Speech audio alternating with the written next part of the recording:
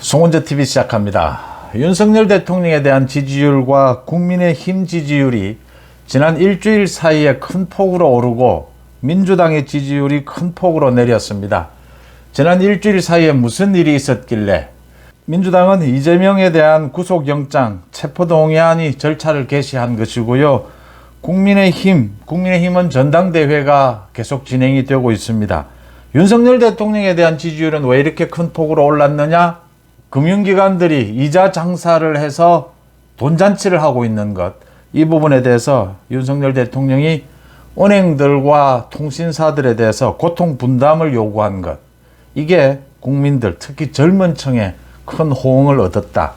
그 다음 노동조합, 한국노총과 민주노총이 지난 5년 동안 정부로부터 지원받은 것, 정부와 자치단체로부터 지원받은 금액이 1,500억 원이었다. 이 1,500억 원을 해외 출장, 어학연수 이런 곳에도 사용을 했다라는 게 드러나면서 윤석열 정부의 노동개혁이 크게 설득력을 얻고 있다라고 하는 점입니다. 물론 이재명에 대한 이 구속영장, 이 부분에 반사이익도 있을 것이다. 또 국민의힘 전당대회로 인한 컨벤션 효과, 국민의힘과 윤석열 정부가 지지율이 같이 올라가는 보수의 지지층이 결집하는 이런 효과도 있었을 것이다. 이렇게 분석이 됩니다. 먼저 리얼미터가 지난 13일부터 17일까지 전국의 2,504명을 대상으로 조사한 결과입니다. 윤석열 대통령에 대한 긍정평가 지난주 대비 3.5%포인트 올라서 40.4%였습니다.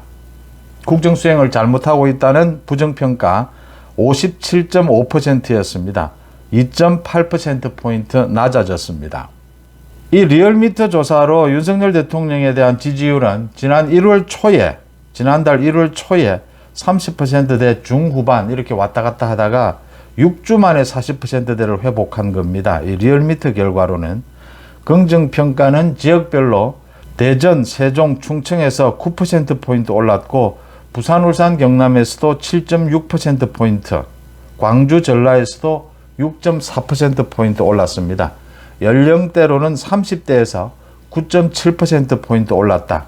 노동개혁과 은행, 금융기관들의 고통분담, 이게 30대에게 감동을 주었다. 이렇게 읽히는 대목입니다. 그 다음 60대에서도 3.6%포인트 올랐고 20대, 40대에서도 큰 폭으로 오름세를 보였다라고 하는 것입니다. 정당 지지도입니다. 국민의힘은 2.5%포인트, 일주일 만에 올라서 45%였습니다. 더불어민주당 2.9%포인트 내려서 39.9%였습니다. 국민의힘 지지율이 45%, 윤석열 대통령에 대한 지지율보다 높습니다. 전당대회 컨벤션 효과로 국민의힘 지지율이 윤석열 정부의 지지율을 끌어올리고 있다. 함께 끌어올리고 있다. 이렇게 해석이 되는 대목입니다. 또 국민의힘과 민주당의 지지율 격차 5.1%포인트. 리얼미터 조사로 이렇게 격차가 난 것은 지난해 6월 이후에 8개월 만이다라고 하는 것입니다. 지금 국민의힘 전당대회가 열리고 있고 이재명에 대한 구속영장, 이제 체포동의안이 27일 표결을 앞두고 있습니다. 이재명의 체포동의안이 부결될 것이냐, 가결될 것이냐, 이탈표, 반란표가 얼마나 나올 것이냐, 이게 좀 관심거리인데 이재명이 자신의 개인 비리로 국회에 체포동의안을 표결에 붙이는 것, 이건 명분이 없다, 설득력이 없다. 그러니까 이재명이 영장실질심사를 받는 것이 맞다. 민주당과는 분리해서. 그 다음 체포동의안 표결을 앞두고 한동훈 법무부 장관이 이재명의 비리 혐의에 대해서 국회에서 설명하게 될 겁니다. 제안 설명을 하게 되는데 그동안 구속영장에서 드러나지 않은 새로운 사실들이 포함될 수 있을까? 김만배가 지금 구속이 돼서 조사를 받고 있습니다. 새로운 사실들, 핵폭탄급 새로운 사실들, 비리 혐의가 드러날 수 있을까? 또 한동훈 장관의 아주 명쾌한 논리로 이재명 비리에 대해서 설명을 하게 되면 국회의원들의 분위기, 또 국민들의 여론 굉장히 많은 영향을 끼치게 될 것이다. 이렇게 예상이 되는 대목입니다. 앞으로 계속해서 민주당의 지지율은 내리고 국민의힘과 윤석열 정부에 대한 지지율은 높아져 갈 것이다. 이렇게 예상이 되는 대목입니다. 지금 문제는 국민의힘 전당대회입니다.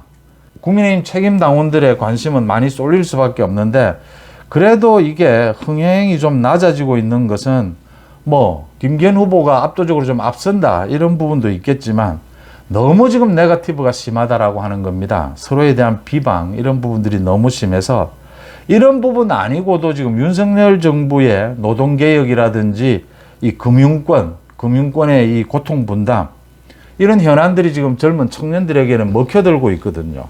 이런 부분들에 대해서 정책적 토론도 좀 필요하고, 오늘도 오후 5시 20분부터 MBN 주최로 두 번째 토론회가 열립니다. 네거티브가 뭐 완전히 없을 수는 없습니다. 그런데 좀 근거가 있는, 또 설득력이 있는, 사람들의 관심을 좀 받을 수 있는 이런 걸로 주고받아야 하는데, 네거티브가 좀 너무 심하다. 선관위에서 경고를 하고 난 다음에 좀 주춤하더니 다시 또 네거티브가 기승을 부리고 있습니다. 이렇게 가면 이게 시간이 지나면서 관심도가 떨어지게 된다라고 하는 것이고, 짜증을 내게 되는 것이죠. 그래서 좀 오늘 토론회부터는 좀 분위기를 달리하는 것이 필요하다. 결국은 전당대회를 통해서 이 컨벤션 효과로 지지율이 올라가야 윤석열 정부 지지율도 같이 올라가는 것이니까, 그런 부분들을 후보들이 좀 유념해야 되지 않겠느냐. 또 하나는 이게 좀 관심이 좀 덜한 것이 김기현 후보와 안철수 후보의 양강구도인데, 책임당원들은 거의 지금 여론조사 결과를 보면 거의 대부분이 지지 후보를 결정하고 있습니다.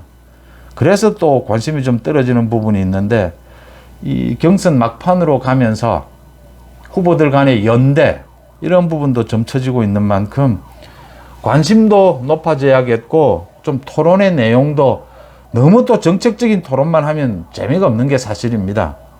앞으로 집권 여당이 윤석열 정부와 함께 어떻게 가야 하느냐, 특히 이재명의 구속영장, 이재명의 체포동의안 이런 부분에 대해서 좀 따끔한 후보들의 날카로운 공격들이 나와줘야 한다.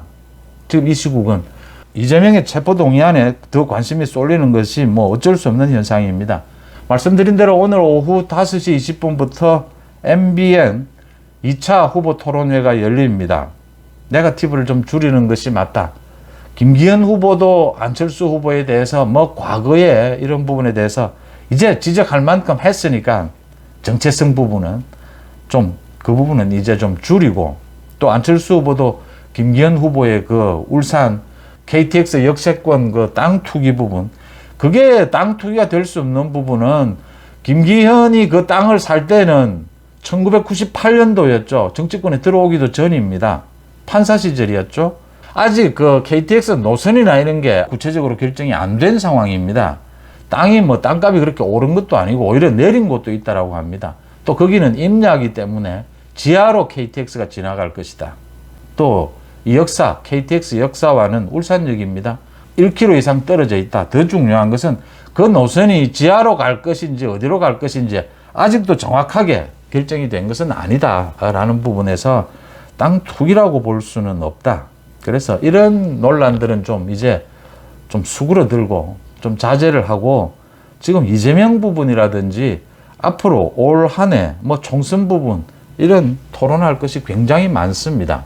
이런 부분들에 좀 후보들이 관심을 집중해줘야 책임당원들의 지지도 얻을 수가 있고 국민들의 관심도 끌 수 있다라고 하는 겁니다. 결국 뭐 전당대회가 많은 국민들의 관심을 끌어야 컨벤션 효과도 생기는 것이니까 이렇게 좋은 기회가 없다라고 하는 것이죠. 민주당이 이재명으로 저렇게 헤매고 있을 때 국민의힘이 좋은 모습을 보여주면 훨씬 더 지지율을 끌어올릴 수 있다. 그런 점에서 지금은 국민의힘이 윤석열 정부의 지지율을 끌어줘야 한다. 끌어당겨줘야 된다. 그런 대목인데, 윤석열 정부도 젊은 층이 호응할 만한 그런 많은 정책적 비전을 보여주고 있다라고 하는 점에서 앞으로도 계속 윤석열 정부와 국민의힘 지지율은 오르고 민주당은 지지율이 폭락하는 이런 현상이 상당 기간 계속될 것이다. 이재명이 저런 식으로 방탄국회, 민주당을 볼모로 질질 끌고 가는 저런 현상이 계속되는 한 민주당의 지지율은 폭락할 수밖에 없다. 이렇게 읽히는 대목입니다. 송은재TV 마칩니다. 고맙습니다.